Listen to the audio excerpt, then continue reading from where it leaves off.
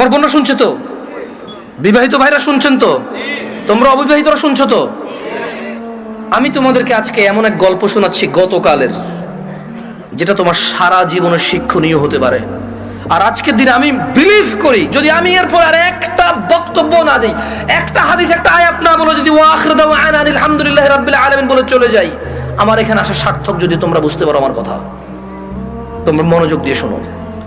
গতকাল এমন একটা প্রশ্ন আসছে আমার কাছে, আমি তালাক সম্পর্কে কথাটা মনোযোগ দিয়ে শুনবেন। এখানে অবিবাহিত কারা আছো? হাত তোলো তো। অবিবাহিত কারা আছো? ঠিক আছে। আরে হাসার কি, যে এই বাঙালি যেটাই কই এটা হাসে, কি দুনিয়াটা কৌতুক বাড়াবে।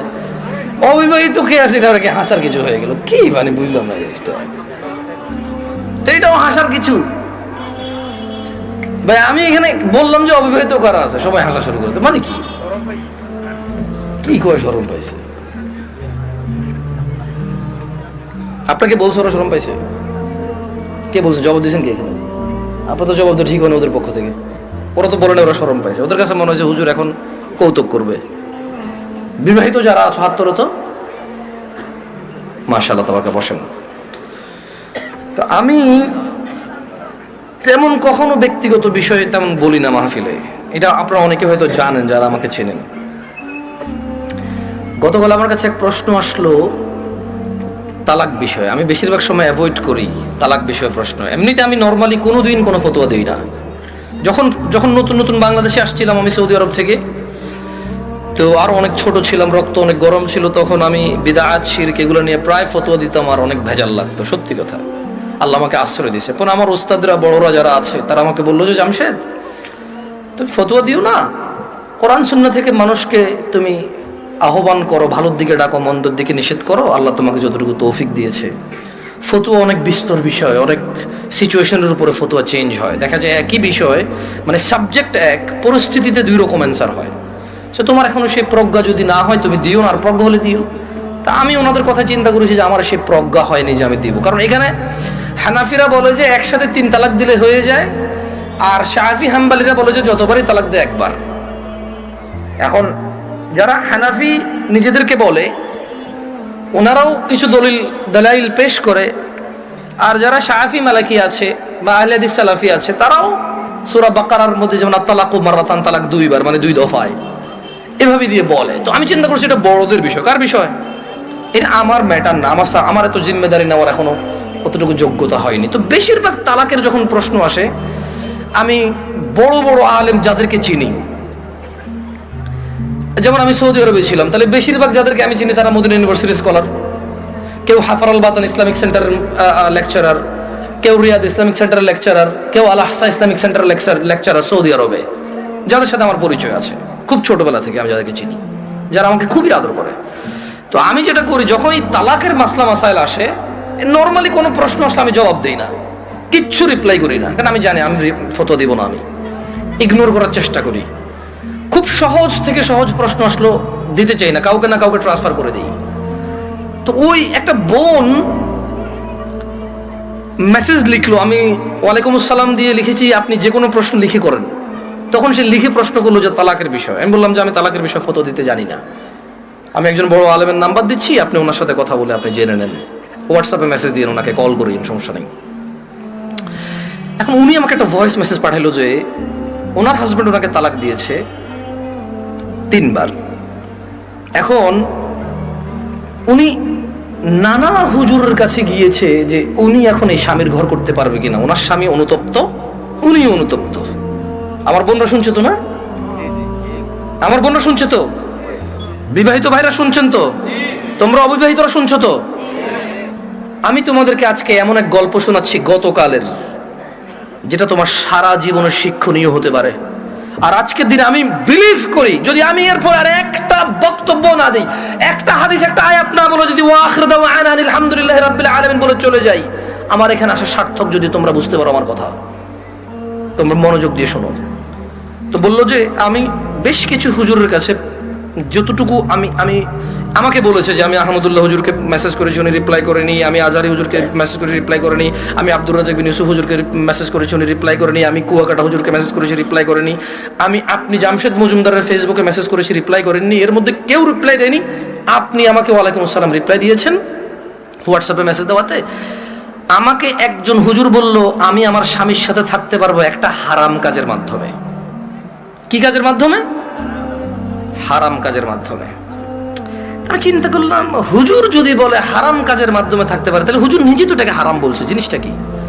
তখন আমি বোনকে আর সাহস করে কিছু না বলে আমি শেখ মুস্তাফিজুর রহমান বিন আব্দুল আজিজ আল মাদানী হাফিজাহুল্লাহ, উনি সৌদি আরবে হাফারুল বাতান ইসলামিক সেন্টারে ছিল, খুব আদর করে আমাকে। আমি বললাম যে আমি একজন বড় আলেমের নাম্বার দিচ্ছি, আপনি ওনাকে কল দিয়ে আপনার মাসলাটা জেনে নেন, আমাকে আপনার পুরো কথা খুলে বলার দরকার নাই, আপনি ওনার সাথে ডিসকাস করেন। ঠিক 2 ঘন্টা বা 3 ঘন্টা পর উনি আমাকে মেসেজ দিল যে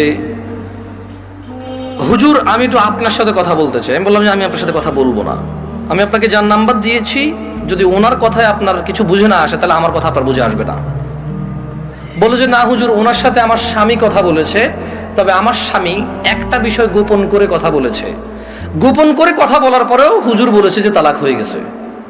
কিন্তু এখন আমার স্বামী হাফেজে কোরআন, আলেম পাস, আমার স্বামী বলছে তালাক হয় নাই।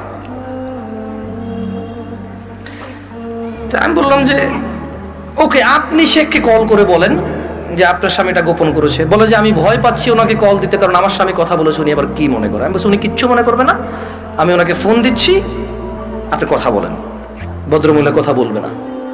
তখন জোহরের টাইমের সময় হয়েছে, আমি ফোন দিলাম। এবার মানে আমার একটু মেজাজ খারাপ হয়েছে। কি খারাপ হয়েছে?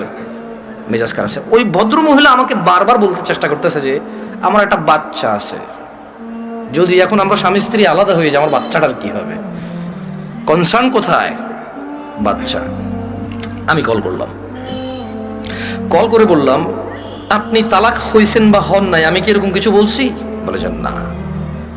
আমি বললাম ধরে নেন আপনার স্বামী আপনাকে তালাক না দিয়ে যদি গলা একটা কোপ দিত, আপনার গলাটা কাটতো কিনা?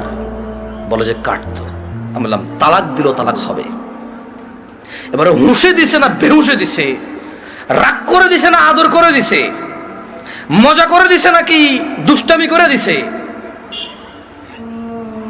এইটা ম্যাটার না। আপনার স্বামী যদি আপনাকে 5 তলা বিল্ডিং থেকে রাগ করে অথবা রাগ না করে হাসি মুখে অথবা দুষ্টামি করে যদি আপনাকে ধাক্কা দিত, আপনি কি পড়তেন 5 তলা থেকে? বলে যে পড়তাম। তাহলে আপনার কেন মনে হচ্ছে না যে আপনার স্বামী আপনাকে রাগের মাথায় তালাক দিলে হবে না? রাগের মাথায় ধাক্কা দিলে যদি 5 তলা থেকে পড়ে আপনার হাত পা ভেঙে যায়, মরার সুযোগ থাকে, মরে যেতে পারেন আপনি, এরকম সম্ভাবনা থাকে, তাহলে কেন আপনার স্বামী আপনাকে তালাক দিলে তালাক হবে না? মানতে অসুবিধা কোথায়? যে আল্লাহ আপনার এই স্বামীকে কবুল বলার পরে ওর সাথে থাকা বৈধ করেছে, সে আল্লাহই তো 3 তালাক পরিপূর্ণ হয়ে গেলে থাকাটা অবৈধ করেছে। যিনি আপনাকে এর সঙ্গ দেওয়ার জন্য বৈধ করেছে, আপনি মেনেছেন সেটা। উনি যখন অবৈধ করেছে সেটা মানছেন না কেন আপনি? প্রবলেম কোথায় আপনার? আপনার বাচ্চা। যদি আপনার হাজব্যান্ড কালকে অ্যাক্সিডেন্ট হয়ে মারা যায়, মৃত্যুর পর আপনার হাজব্যান্ডকে নিয়ে আসতে পারবেন জীবিত করে? না। যদি আপনি মারা যান কালকে, আপনার এই বাচ্চা কি মাহারা হবে না? হবে। ওকে, আপনার দুইজনই উভয় মারা গেলেন, কোন অ্যাক্সিডেন্টে বাচ্চাকে রেখে গেলেন, বউ জামাই গেলেন কোথাও ঘুরতে বা ডাক্তার দেখাইতে, অ্যাক্সিডেন্টে 2 জন মারা গেলেন, আপনার এই বাচ্চা থাকবে কিনা? বলে থাকবে। তো তখন আপনাকে কি ফিরাইতে পারবে কেউ মৃত্যু থেকে? না। তা আপনি কেন আল্লাহর বিধান মানতে এত অসুবিধা হচ্ছে যদি পরিপূর্ণ তালাক হয় আপনার? আমি বললাম শেখকে কি প্রশ্ন করেছে? বলে যে ও আমাকে বিয়ের পরে, মেয়ের বয়স মাত্র 18 বছর, ওয়াল্লাহ ভাই আমি কথা বলতাম না, আমাকে ভয়েসে বলেছে যে ভাই আমার বয়স মাত্র 18, আমার একটা বাচ্চা আছে, আমার স্বামী খুব বদমেজাজি, আমাকে তালাক দিয়েছে, এখন ও অনুতপ্ত থাকতে চাই। কত বছর বয়স মেয়ের? শুধু 18, একটা বাচ্চার মা। যে বাচ্চা, ওই বাচ্চার বয়স আমাকে বলেছে যে 3 মাস বা 3 বছর, আমার সঠিক মনে নাই, এরকম কিছু বলেছে। আমি বললাম আপনি কি মানে নিজে নিজে পছন্দ করে বিয়ে করেছেন নাকি বাবা মা পছন্দ করে বিয়ে দিয়েছে? বললো যে বাবা মা পছন্দ করে বিয়ে দিয়েছে। আমি বললাম বিয়ের আগে স্বামীকে চিনতেন না? বলে যে না। আমি বললাম আপনার স্বামী নামাজ পড়ে না, ঠিক না? বলে যে হ্যাঁ। আমি বললাম আপনার স্বামী তো নামাজ পড়ে না, ঠিক না? হ্যাঁ। আমি বললাম আপনার স্বামী হুজুর আলেম এগুলো বলে লাভ কি? হাফেজ বলে লাভ কি? ও তো নামাজই পড়ে না। ও তো ধর্মর কোনো মূল্যায়নই করে না। ও আপনাকে তালাক দেয় আবার রাখে, আবার তালাক দেয় আবার রাখে, আবার তালাক দেয় আবার রাখে, এখনো আপনাকে রাখতে রাজি আর আপনি ওর কাছে থাকতে রাজি। তো বললো যে প্রথমে একদিন তালাক দিল, তালাক দেওয়ার পর ওনার স্বামী বিলিভ করে একসাথে 3 তালাক দিলে তালাক হয়ে যায়। ওনার স্বামীর এটা দেখেন, আমি আবার বলি, এটা আমি বলছি না, উনি বলছে যে ওনার স্বামী হাফেজ এবং আলেম পাশ মেবি, বা হাফেজ এটা কনফার্ম আমি। তো বললো যে উনি জানে যে এক বৈঠকে 3 বার তালাক দিলে তালাক হয়ে যায়, কিন্তু শেখ মুস্তাফিজুর রহমান বিন আব্দুল আজিজ মাদানীকে যখন ফোন করেছে তখন উনি বলেছে আচ্ছা ধরলাম একবার, 3টাকে কয়বার ধরলাম? এক বৈঠক ধরলাম। বলে যে আপনাকে আদ দিছে? বলে যে হ্যাঁ আরেকবার দিছে। বলে যে ওটাকে আবার ধরলাম। বলে যে আদ দিছে? বলে যে সে গোপন করছে, কিন্তু সে একদিন আমাকে বলছে তোমাকে আমি তালাক দিলাম, তুমি যাচ্ছ না কেন? এই কথাটুকু শেখের কাছে সে গোপন করেছে। কি করেছে?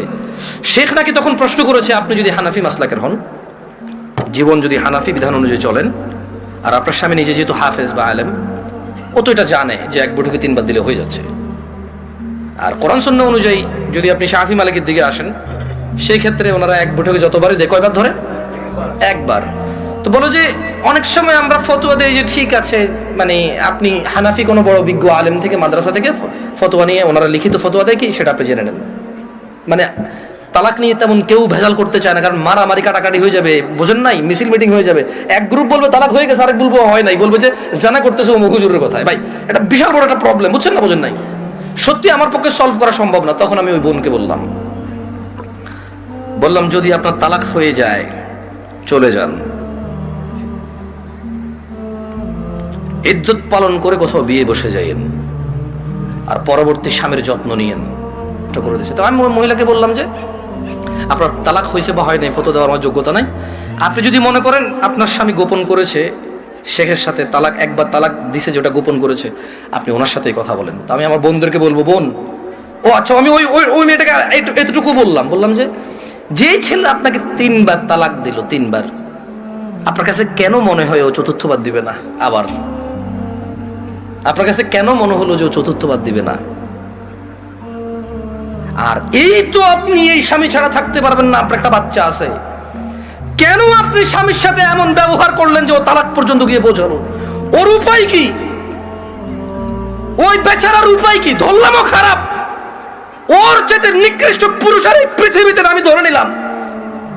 আপনি যদি ওর সাথে এমন ব্যবহার করেন যে ও তালাক দেওয়া ছাড়া রেখে উপায় নাই, একটা ঘরে আগুন লেগে গেছে, বের হবে না মানুষ বের হবে না?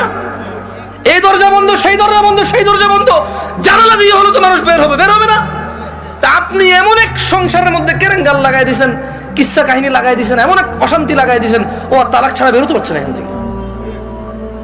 এমন করলেন কেন? এই যে এখন কান্নাকাটি করতেছেন, এমন করলেন কেন? এই যে বলতেছেন আমি এখন ধৈর্য ধরবো, আমি আর মুখে মুখে বলবো না, আমি আর ওর অপছন্দ হয় ওর বাবা মায়ের সাথে খোটাখুটি করলে এখন আর করবো না, আমি আগে কেন ভাবেন নাই? আমি আমার বোনদেরকে বলবো তোমার স্বামী আছে, ওকে গুরুত্ব দাও।